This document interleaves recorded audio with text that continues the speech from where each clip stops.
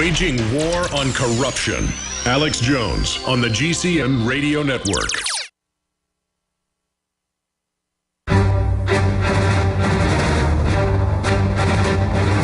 Big Brother, mainstream media, government cover-ups.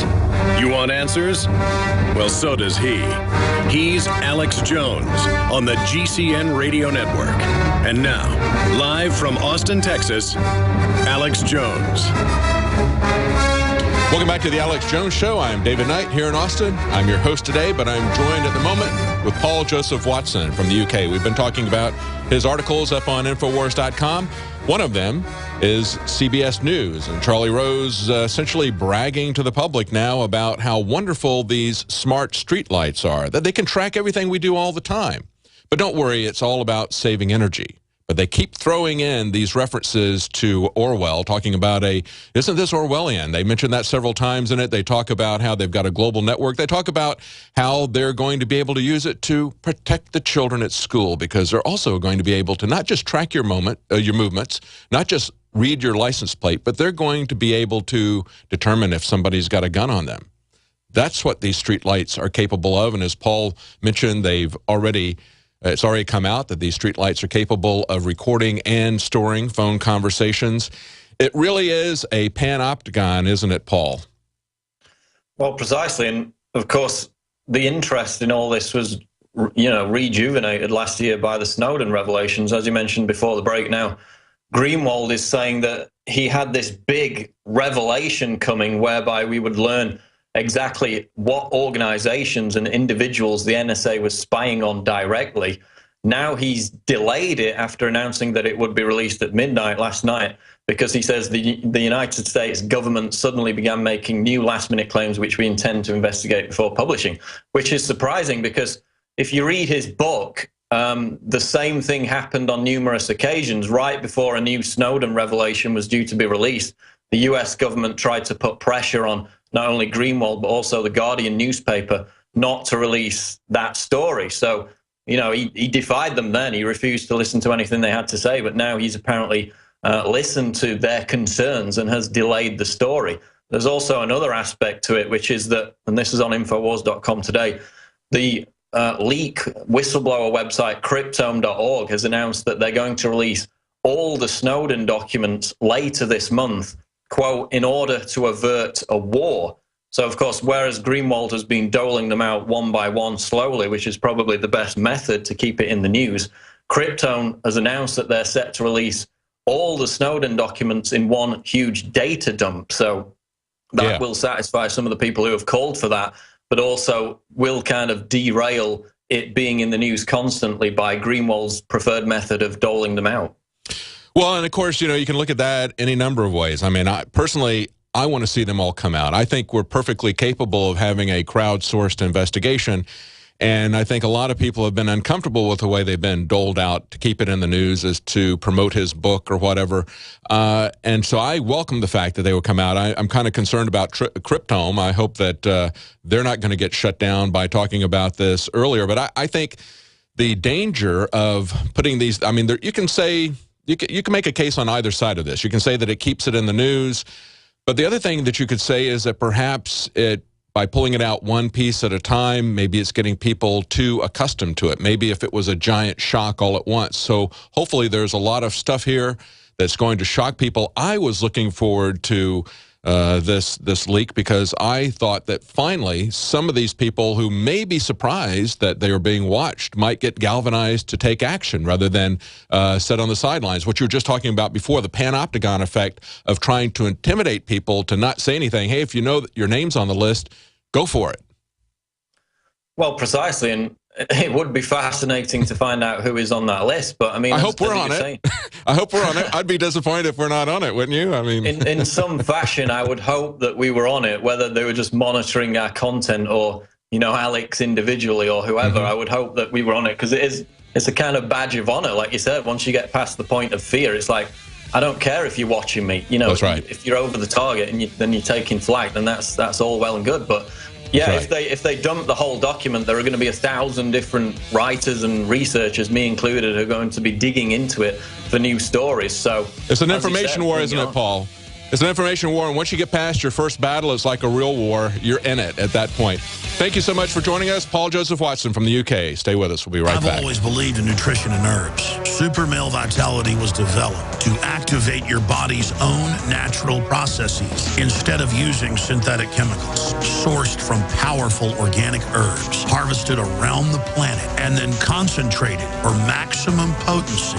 I just received my Male Vitality about 3 days ago, and I must say that is good stuff. After consulting top doctors, nutritionists, pharmacists, and others, we have developed what I believe is the ultimate non-GMO organic Super Male Vitality formula. Super Male Vitality by InfoWars Life is so powerful that I only take half the recommended dose. I jump out of bed ready to fight these criminals every day. I look forward to waking up and taking my Super Male Vitality and getting the day started. It's not just the Super Male Vitality. All the products at InfoWarsLife.com are simply amazing. Visit InfoWarsLife.com today to secure your Super Male Vitality and other powerful products from InfoWars Life.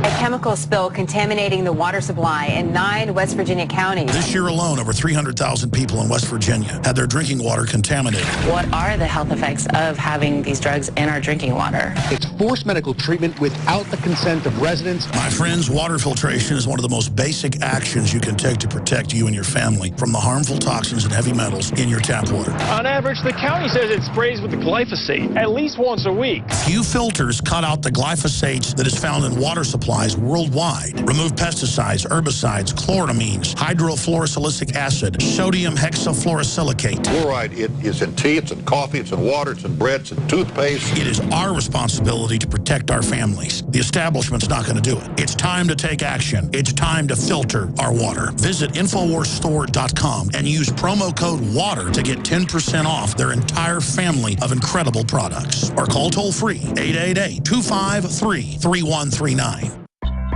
Hi, I'm Dr. Edward Group. It took me 20 years of searching the globe to find the deposit of the highest purity iodine available. The new Survival Shield X2 is mined from 7,000 to 10,000 feet below the earth in pristine, environmentally clean conditions. The iodine crystals we use are extracted from an ancient 300 million plus year old deposit deep in the earth. It's the strongest nascent iodine on the market today. It delivers 650 micrograms per drop. Experience the new formula.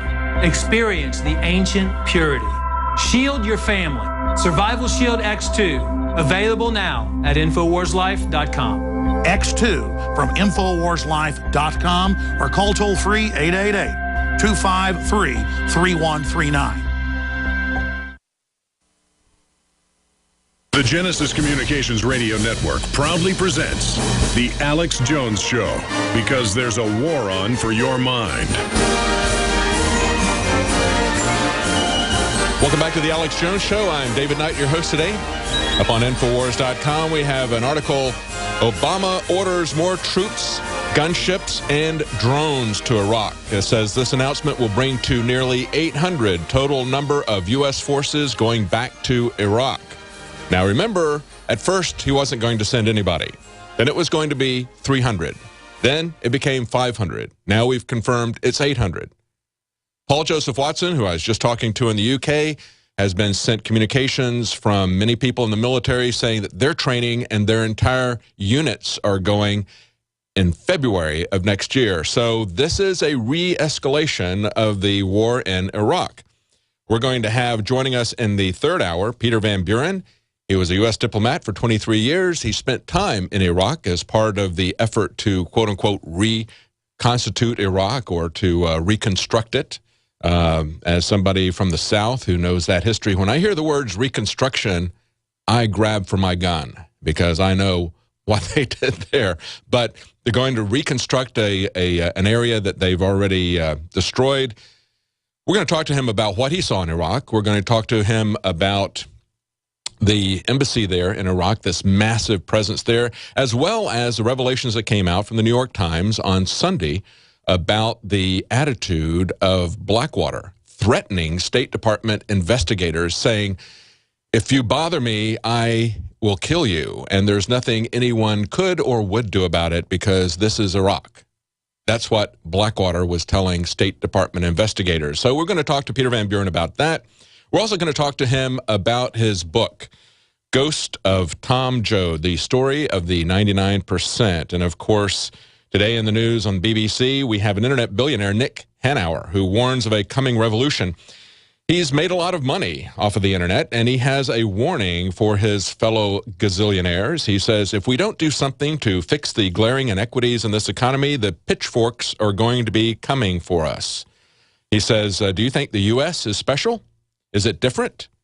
You're wrong. No nation is immune. Just ask the Russian czars or the French aristocracy. And so we're going to be talking to Peter Van Buren about the ghost of Tom Joad. He takes the story. Of course, Tom Joad is the character, if you remember, from The Grapes of Wrath. It was the central character, the character played by Henry Fonda in the movie. He kind of updates that from the Great Depression to the 1950s and on. So instead of the Dust Bowl, we've got the Rust Belt. And he updates that idea. Now, this billionaire here, the Nick Hanauer, who was speaking in the BBC, he thinks this can all be saved by creating a new minimum wage. I don't think that you can mandate wealth out of the central government. I think that what we ought to mandate is freedom and dignity. Maybe we ought to mandate the Bill of Rights. If we do that sort of thing, that's what's going to turn it around. It's people having control of their life. If they have control and freedom in their life, if everything is not owned by just a handful of people, if we stop this consolidation somehow, and I think the way to do it is to not allow the government to become the instrument of these corporations. They always use the government to shut down competition. So I think the key thing is to establish individual rights. Certainly isn't going to help, I don't think, to raise minimum wages, because that just gets eaten up by inflation. Now, of course, there's breaking news on the immigration front as well. We see that a sheriff has said that we come across decomposed bodies of immigrants quite often, as reported by CBS News. Isn't it interesting that there's been so much said about the 3 teenagers in Israel who were killed, and yet people are not talking about the admissions of this sheriff and others who are saying, after they found this 11-year-old Guatemalan boy, the sheriff says, down here, finding a decomposed body, well, we come across them quite often, and that's the Sheriff Eddie Guerra. See, the person who is creating these types of circumstances, of course, is Barack Obama. As the Border Patrol agents who have talked to us have said, nothing has changed in those countries recently. What has changed is the way the immigrants are being handled and the messages that's being sent to them. So we've got some reports. We've had reporters down there at the border, and we've got a report from John Bound about the real problem, terrorists. We have the people at the TSA coming down on everybody. What about our open borders? Here's John Bound's report. These cities just above the U.S.-Mexico border don't receive any federal funding. The law-abiding, landowning residents of towns such as Falfurrias, Texas, are overrun by a tsunami of illegals as a result of what's called the funnel effect. The militarization of the border, which includes checkpoints, barriers, and security technology, diverts the human smuggling operations into treacherous, searing, and rugged terrain that delivers many illegal aliens to their deaths. And ranch owners and Texas Border Volunteer founders Mike and Linda Vickers contending with the outcome. What they are about to tell you may cause alarm, because America isn't simply being invaded by countries south of its border. It is increasingly being invaded by countries from all over the world. Can you speak about your organization, explain where some of your volunteers come from and who they are? Actually, we even have a lot of out-of-staters, Nebraska, Massachusetts, North Carolina, Oklahoma, many from Florida.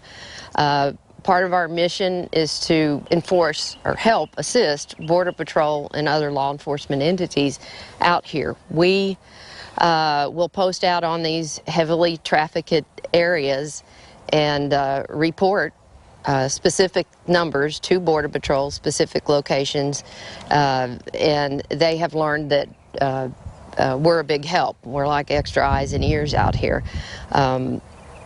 We also, a big part of our mission is awareness, and we do many speaking engagements to let people know exactly what's going on out here and what we're seeing, despite what